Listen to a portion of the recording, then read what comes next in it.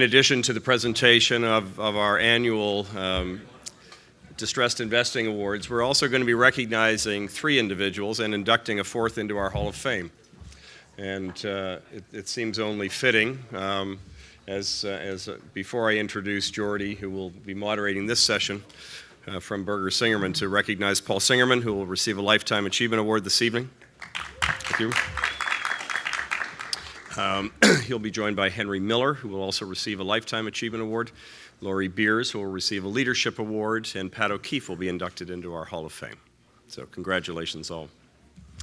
So we all love to hear deal stories, and so this headline alone certainly has my attention, and what a great lineup that we have of wise men in the trenches dealing with companies on the brink. Jordy, I look forward to hearing what your group has to say. Terrific. Thank you. Thank you. Good morning, everyone. Again, I'm Jordy Gusso. I'm a partner in Berger Singerman's business reorganization team here in Florida, so welcome those from abroad, and I hope you're enjoying some of our weather. Our panel this morning will include a discussion on the current state of the market, sectors that are or potentially may be at risk of financial distress, and opportunities for investors and advisors in the current market. And let me begin by introducing our panel.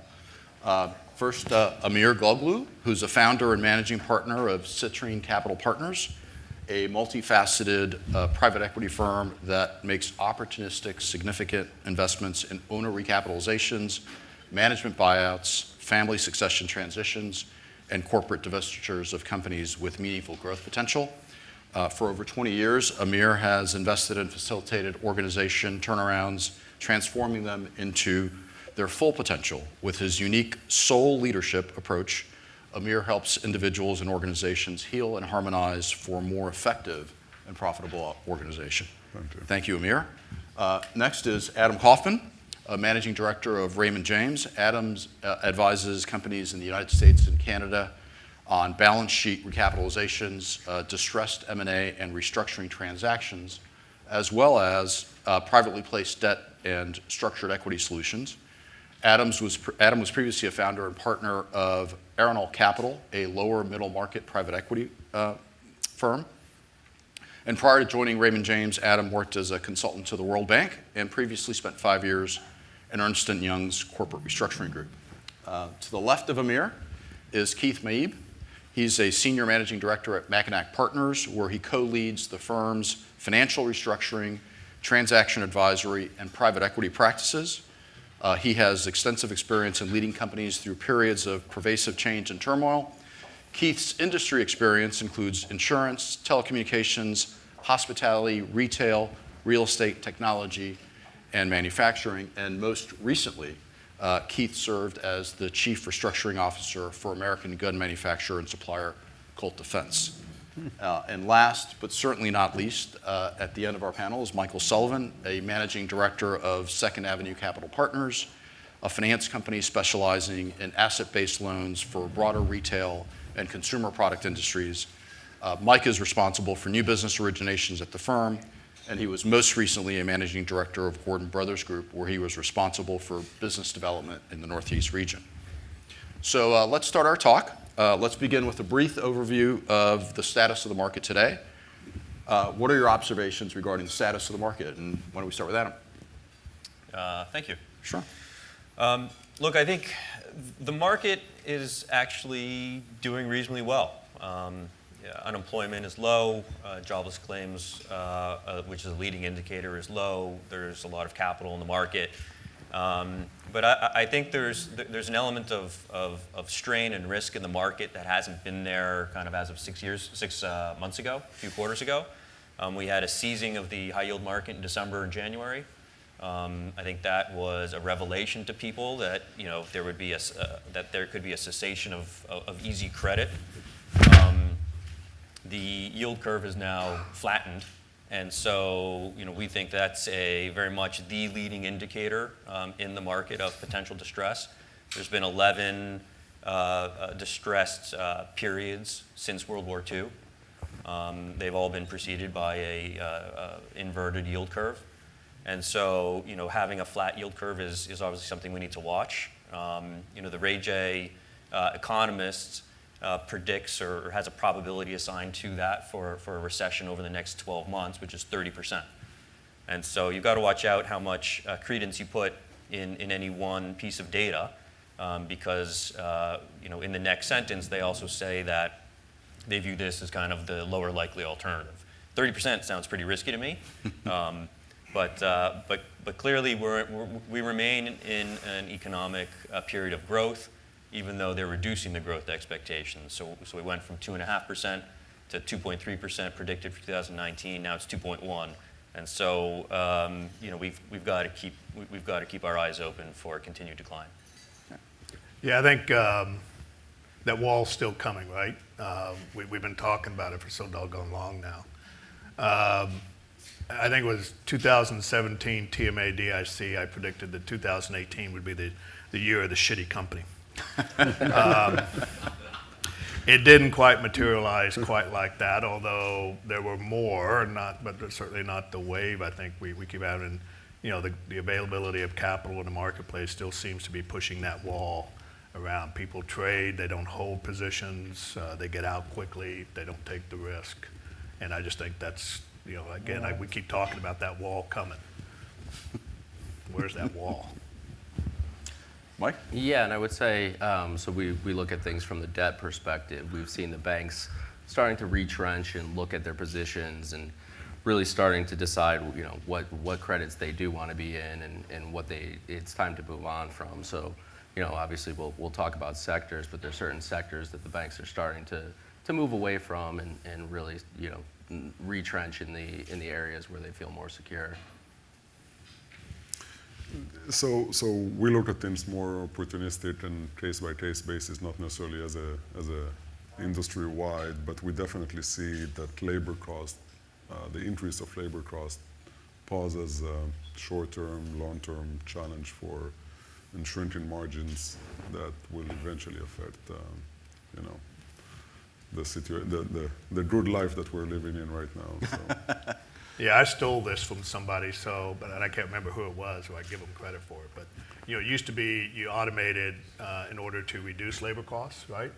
Now you automate because you can't find the labor, right? So, the company I'm currently running, we just put in a big robotics operation in South Carolina that took us to 0 labor content in our product. And we did that, one, because we needed to reduce labor, but more importantly, we couldn't find the labor. Greenville, South Carolina area is operating at 1.5%, 2% unemployment rates, and Amazon has come in and BMW has come in, and it's no longer a discussion about what the minimum wage should be. They're setting the minimum wage, and it's $15 an hour. It doesn't matter what Washington's going to do about it anymore. Minimum wage now is $15 an hour. So, we talked about CDL drivers earlier. I mean, it's jet drivers right now is a challenge. So it's going to be, eventually it will translate into increased costs, shrinking margins, and I'm not sure how fast that wall is approaching. Right. So Amir, you mentioned being opportunistic. In the current market, what opportunities, if any, are there for market participants? So the way we assess opportunities is really by looking at 3 elements within a company. And it's the fundamentals, what the company has in assets, in people, in existing business. You had mentioned earlier, I developed a method called SOLD leadership, and the idea behind it is to align intentions, choices, and actions. And whenever we find that there is an opportunity, typically companies that get to a distress situation lost the alignment of those 3 elements. And the ability to realign those is what we look at. We're industry agnostic, so we don't have a specific industry. But services seems to be, technology-driven services seems to be an area that we like. We actually do like healthcare. You mentioned skilled nursing is a challenge, but we do like certain deals in healthcare, which is a challenge, but if you find the right niche and the right structure. But we're very opportunistic, like I said. Mike, how about yourself on the lending side? Yeah, so we start off looking at a company and just saying, do they have a reason to exist? Is it a product that resonates with the customer? and are there opportunities there?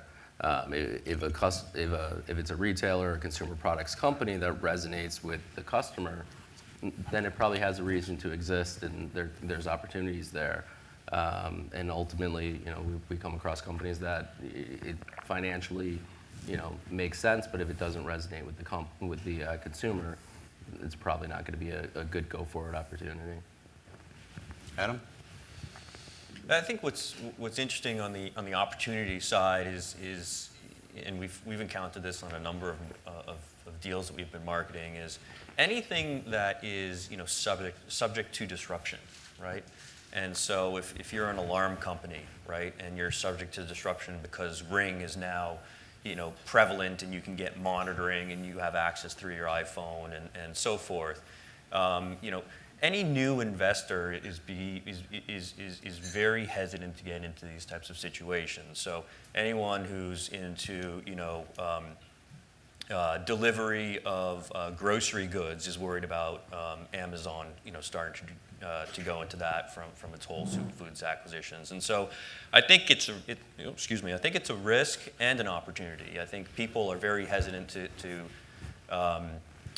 invest in those types of situations that are subject to any competition with Amazon, Google, Apple, any of those types.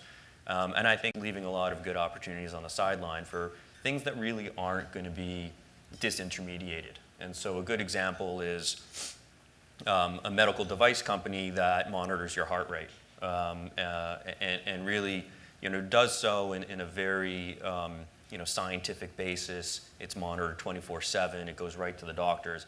I mean, those types of things aren't going to get disintermediated through the Apple Watch. But that's the exact type of thing that we have to face when we're marketing these companies. And so opportunity, risk, we'll see, but it's worth spending the time on.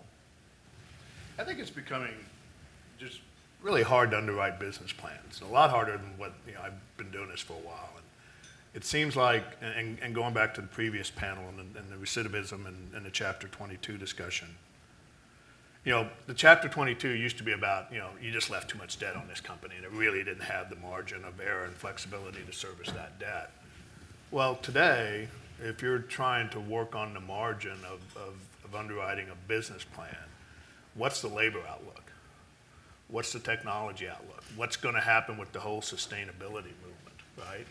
And those are things, and I think more so than in my 30 years or whatever of doing this stuff, the impact of what's happening in Washington or the lack of what's happening in Washington is really, to me, sort of more the key drivers of sort of how we're approaching our companies and our businesses.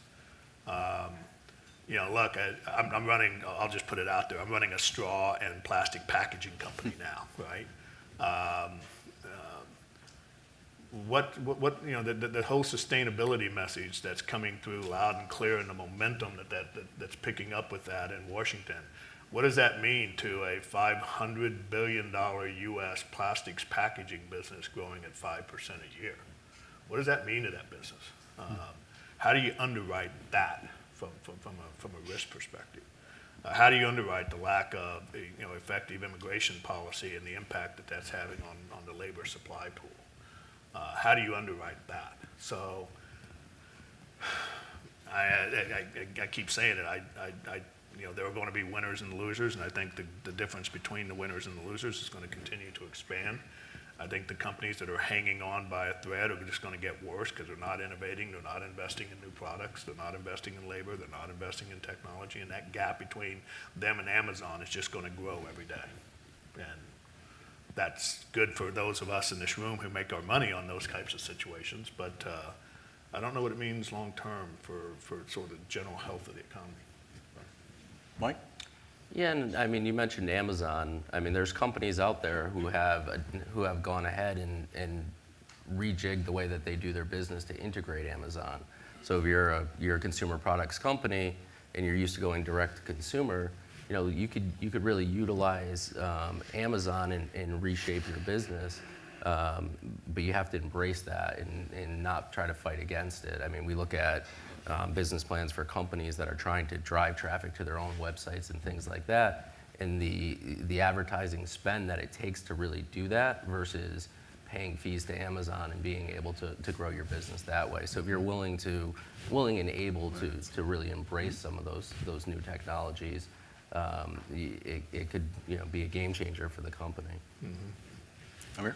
Yeah, so we're trying to be all crystal ball readers here and take a look into the future. And I think coming back to what I was talking about earlier, the ability to adapt to change, the ability to find that alignment within changing dynamics is what we would be looking for in opportunities, because today it's immigration law, tomorrow it's environmental friendly, whatever. The next day, I mean, I mentioned earlier, I was in the healthcare business here in Florida in diagnostic imaging a few years, and DRA cuts just shaved 35% from our top line, and you turn it around, because that's what is at the end of the day measures. So the ability to find that alignment in changing environments, I think, is the most fundamental, because the environments will change. Yes. Whether it's politics, whether it's economy. So it sounds like there are some unique challenges in the current market which perhaps didn't exist in the past. You mentioned sustainability and the impact on consumer products. You mentioned perhaps a lack of available labor, certainly skilled labor. Are there others? And if so, how is the market reacting to those challenges? Are you seeing market participants invest in different areas of the capital structure or walking away from certain parts of the capital structure in terms of their assessment of companies? You want me to go? Yeah. You're up. Well, We'll go to Adam. by way of example, again, it's just like Amir said. It's what's the crystal ball say? I mean, so think about this for just a second. If the momentum behind the green movement and the whole recycling sort of effort that's behind that, one of the answers, and probably over the longer term, the answer is most of your QSR restaurants will have sort of recycling processing capabilities either in a centralized location or as part of their store concept today. Well, who can afford that investment, right? I mean, there's a half a dozen of those QSRs that have the necessary capital and resources and all the other things to do that. Everybody else is going to be left fighting the margin. Another one, you mentioned Colt earlier. The whole U.S. gun manufacturing industry is in or about to enter the crapper. Again, it's the court ruling a couple of weeks ago in Connecticut, which basically eliminated the gun shield laws. Gun shield laws basically have been around since the dawn of the age. And basically, you can't hold a gun manufacturer liable for what their gun is used for, right? Well, Connecticut sort of blew that up a couple of weeks ago.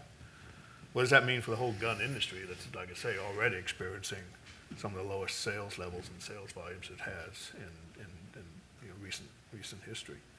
I mean, we can go out, talk about retail, we talk about energy, talk about all the stuff we've been talking about for 3 or 4 years, but I think about those industries in particular sort of in today's environment. Construction for sure, again, building on the lack of labor availability and the like, so.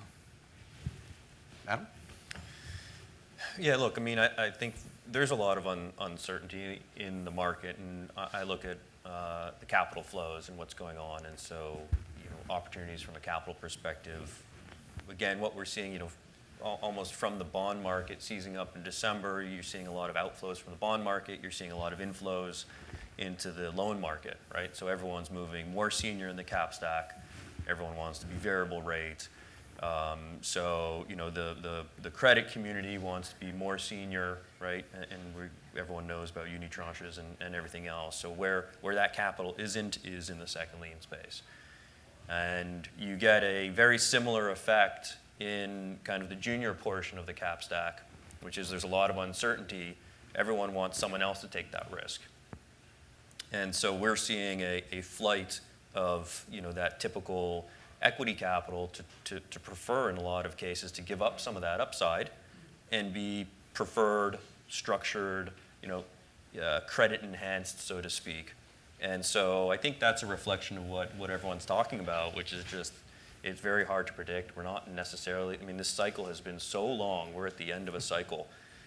We would probably have predicted every year for the past several years that we were going to hit the end of a cycle, and Keith we're evidently not. did. Keith evidently did. Well, but part of my sort of standard shtick when I'm pitching is, look, you didn't just wake up and find yourself here in this place of distress, right? You followed a path, and that path you followed, didn't allow you to innovate in products, didn't allow you to build talent and labor, didn't allow you to invest in capital assets, didn't allow you to invest in your supply chain and technology and all the other things. And guess what? You're kind of a crappy company. And getting out of that is really hard. And again, going back to that chapter 22 discussion earlier, how do you solve for that? Because there's just the availability of capital to fix, right, is what's really short in the marketplace today. I think that's right. I think when you go to market, what everyone wants to invest in is a market leader, right? You've got to be top 3 to attract, a robust auction. Right before they become market leader. Right, So I say. Right before, when the pricing is right. Everyone I know is a market leader in something. But I think that's right. I think that's right. Yeah. No, it's hard. It's hard to find. It's really hard. If the market for distressed investing has certainly shrunk over the years. That skill set is somewhat reduced, or less available because it's been such a bull run. And I think a lot of good companies are going to be left on the side. So one other thing to look for is, where do we operate out of habit? And I say that to companies, but also to investors. We became accustomed to certain margins, certain returns, certain clients, and we take inertia for granted. Like, it's going to be next year. Let's start with what we had this year, and well, it doesn't necessarily going to work that way.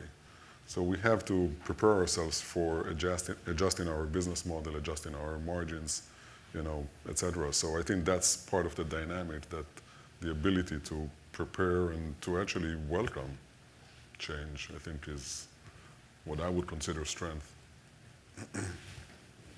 Yeah, and from the debt perspective, if you look back a few years, if a company came to market looking for debt, a private equity group would get a stack of 10, 12, 13 term sheets. And now when we're looking at deals, it's usually more like a handful. Mm-hmm. So that dry powder, that aggressiveness from a lending standpoint has definitely started to pull back a bit. So our discussion so far has been more at a macro level, talking about general market conditions. Let's drill down just a little bit to the sector level. And are there, clearly there are sectors currently in financial distress, and Mike, you live in that space daily, it seems. Are there other sectors that you all keep on your radar screen as being potentially at risk? And Mike, I'll start with you, because obviously you're working the retail space. Yeah, so we spend most of our time in the retail space, somewhat in the consumer space. And you see the headlines every day about retailers who are filing for bankruptcy, Chapter 22 cases. It's just becoming part of the norm. And there's retailers that, again, have a reason to exist. And they could go into bankruptcy, cut their store base, and come out as a leaner, meaner company that's ready for the future. But we see more and more cases where the retail just doesn't have a reason to exist. The customers aren't there. The foot traffic isn't there. If you lose some of the large end caps in the mall spaces, foot traffic goes down, and everything kind of dominoes from there. So that's a space where we continue to kind of have to pick the winners and losers. There's a lot of distress there. There's also a lot of good companies that operate, and it's really who can adapt and get that traffic. Not necessarily an industry, but a market that I would look at is markets that are highly fragmented, that are structured of lots of small operators, that calls for an opportunity or cannot adapt to change quickly and easily as a standalone small operator, whether it's service, manufacturing, whatever it is. Talked about restaurants, right? I mean, so a small restaurant will have much harder time than a large chain to adapt to sustainability requirements. So I think that's definitely, those are markets that I would look at. Adam? I spent a lot of time in the specialty finance field, and so it's a little bit of a longer story. And so there was obviously a lack of yield, people seeking yield, BDCs and credit funds proliferated, and then people took it another step further. They wanted to go to direct to the assets, and so now we have funds for consumer lending, and subprime auto's been there for a long time, and credit cards and POS financing, and it's really all over the place. And for me, what's fascinating about it is these things haven't been through a cycle. I mean, obviously credit cards and auto has, but none of the other stuff has. And that means that the managers haven't been through it, the investors haven't been through it. For us, bankers and service providers and distressed investors, we've seen it in something else. We saw it in CMBS. We saw it in 2007 to 2009.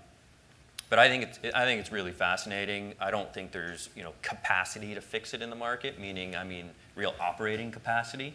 There's not enough backup servicers to go do this. There's not enough call centers in the world to go fix it. And so I think it's really going to be fascinating as rates increase or defaults increase. I mean, right now, we do a lot of work, and people talk all the time about end of a cycle, don't invest too high, and people are showing some level of rationalization or normalness, let's just say. But I think it's going to be really interesting to see how that ends up. And it has, the secondary impact of impacting the consumer. And, the consumer drives 70% of U.S. GDP. And so, if you're looking for something that could have a wide-ranging impact, I think it's one of the spaces. Keith? Chinese imports and the impact that they're having on so many businesses. Again, I think of the company that I'm currently running. We produce the aluminum tops for Chipotle. Everybody loves the burrito bowl takeout. Well, we make the aluminum tops for that. And Trump administration put tariffs on aluminum. So what are the Chinese doing now? They're making aluminum tops, and they're not shipping aluminum into the U.S. They're shipping finished goods, which avoids the tariff impact. A case of those aluminum tops we were selling for $43, we're now having to basically sell for $30. And we can't, because our material cost is $29, right? You can't do conversion for $1 on a case on those aluminum tops. So, the whole global, economic war that's going on between the U.S. and China and Russia sort of on the periphery and the like, I think is something we've all got to pay a lot of attention to over the next several years. So there are clearly some unique characteristics about the current market and distress as we know it. In light of that, are there new criteria, Amir, that you're considering when evaluating an investment or an opportunity in a company? And for the rest of you, when you're advising a financially distressed business or someone looking to participate in a distressed situation, is there new criteria or approaches that you're considering that perhaps you hadn't considered in the past? Amir, I'll start with you on the investment side. So the first thing that we look at is really the people, and not just the top leadership, but a couple of layers under it. I think Has that changed for you? Has that always been a driver for you? it has been an increasing driver. I mean, it's always been the case. I mean, in some cases you do have to replace, management or key players, but the fundamental essence of a business lies within the people. I mean, you can be a manufacturer, you can be service provider, whatever you are, the fundamental essence of a business is the people. And that's what we typically look at. So when we, I said that in another conference a couple of years ago that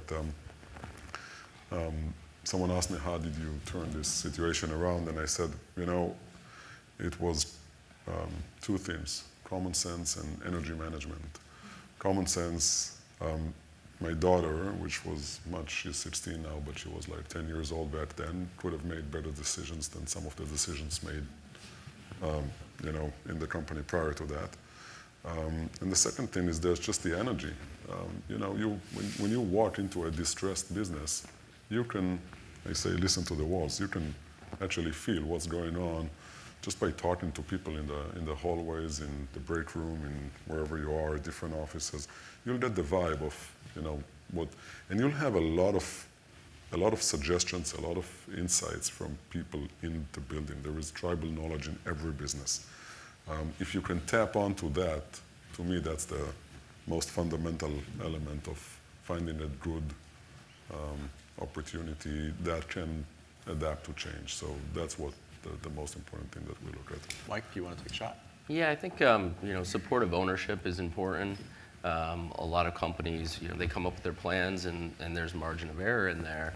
And if you don't hit that plan and liquidity gets tight, who's going to step up and put money into the business, keep it moving forward?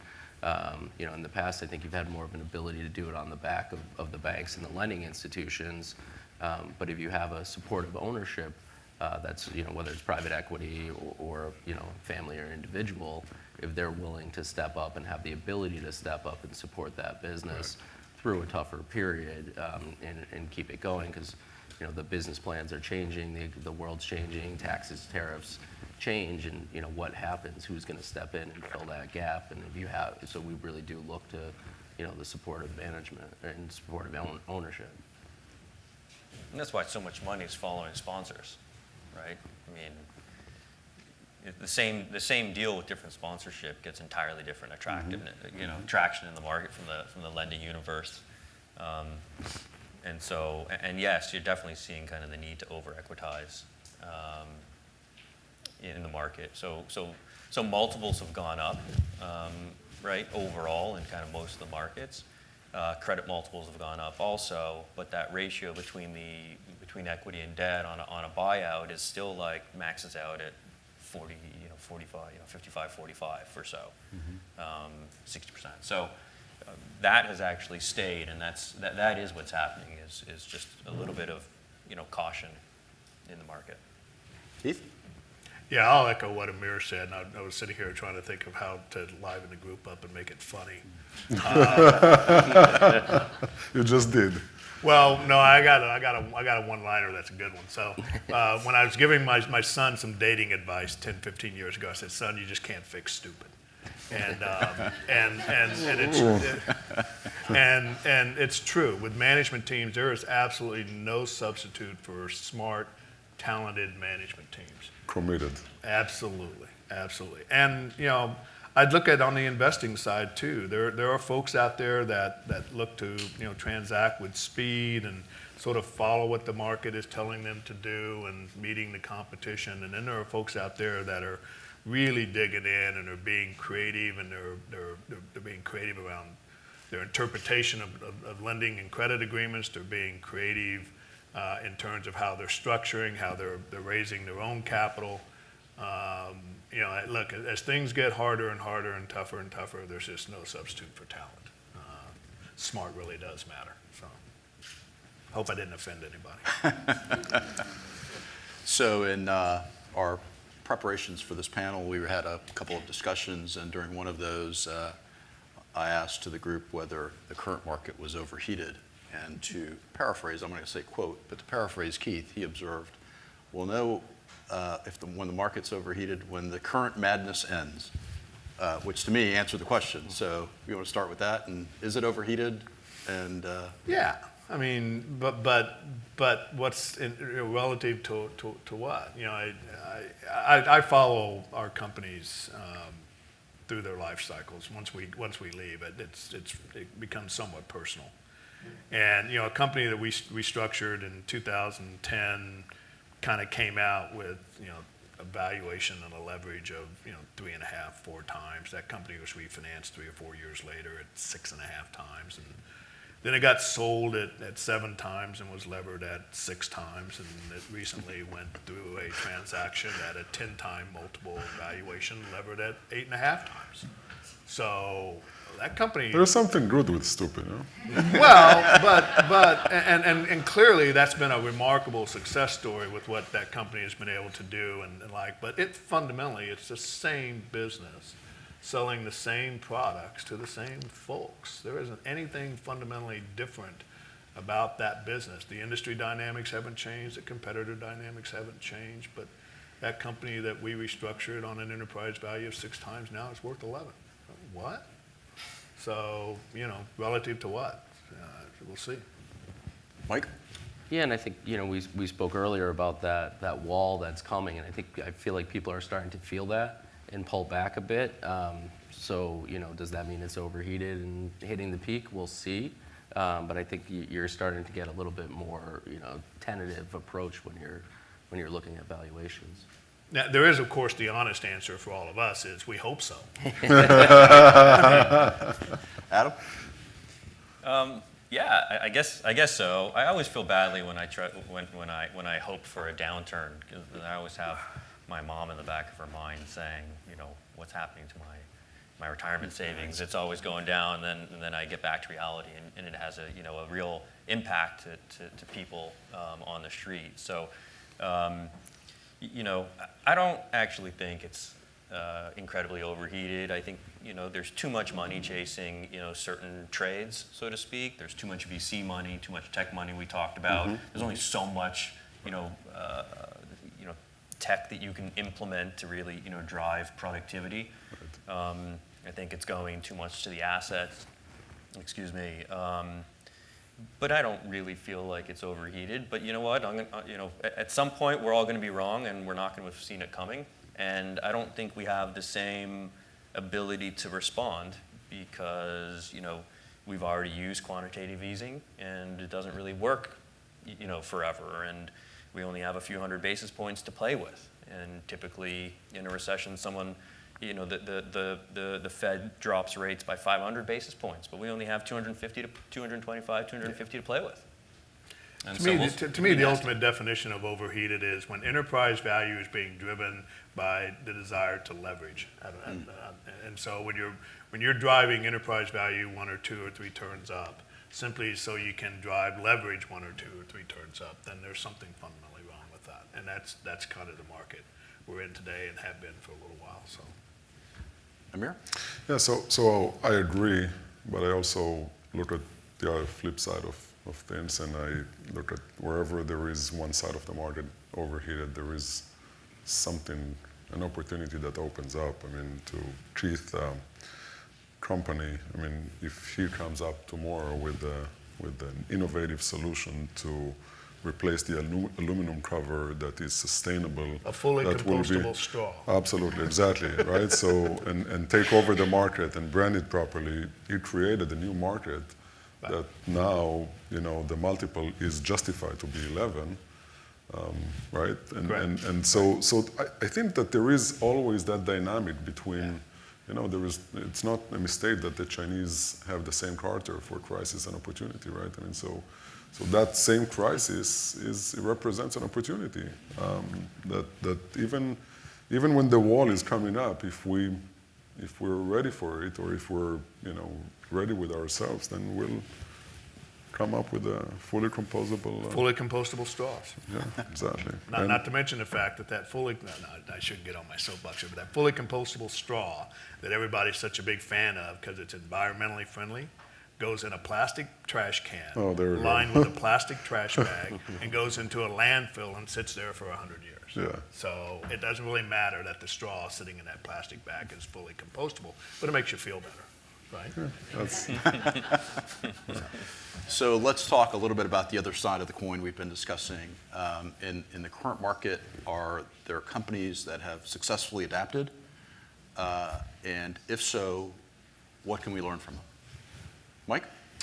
Yeah, so one of my favorite examples is the mattress industry. So if you look at the bed-in-the-box companies and, you know, taking an old technology, you know, beds, mattresses, and really taking a whole new approach to it and being able to create a technology around it.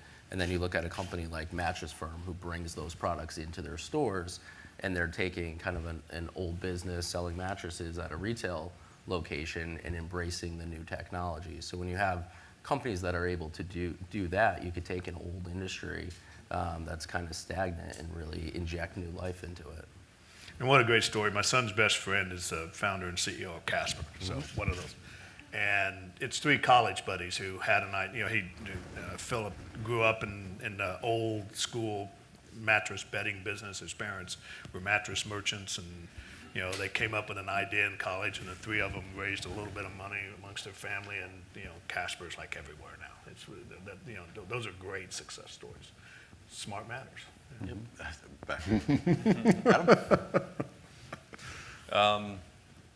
Yeah, no great examples from me in terms of companies, you know, adapting. I think, look, if there's labor shortages, yeah, you know, you got to invest in tech and you got to invest in AI and, you know, just make it work, I think, and be dynamic, as Amir is saying.